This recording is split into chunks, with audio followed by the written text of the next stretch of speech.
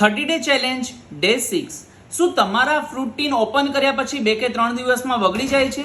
ચલો આજે આપણે જાણીએ કે તમે એને લોંગ ટાઈમ સુધી કઈ રીતે પ્રિવેન્ટ કરી શકો છો। તમે જ્યારે પણ ફ્રૂટ ટીન ઓપન કરો છો પછી એમાં રહેલી શુગર સિરપને તમે અલગ બાઉલમાં નીકાળી દો અને એની અંદર આપણે પીવાનું પાણી એટલે કે મિનરલ વોટર તમે એને સ્ટોર કરીને તમે પાછું એને ફ્રીજમાં મૂકી શકો છો। આ રીઝનના લીધે તમારા જે ફ્રૂટ છે જલ્દી બગડશે નહીં અને અરાઉન્ડ 7 થી 8 દિવસ સુધી ફ્રીજમાં એઝ ઇટ ઇઝ રહેશે।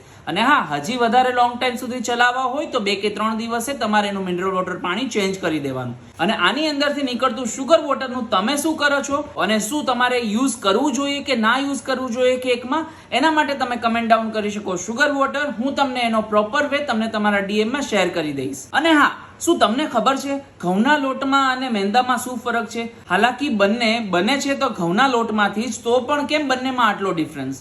તો એ આપણે જાણીશું ડે 7 માં। તમને આ મારો વિડીયો જો યુઝફુલ લાગતો હોય તો તમે ઇન્સ્ટાગ્રામ ઉપર તમે મને ફોલો કરી શકો છો અને યુટ્યુબ ઉપર તમે મને સબસ્ક્રાઇબ કરી શકો છો। Thank you, keep baking.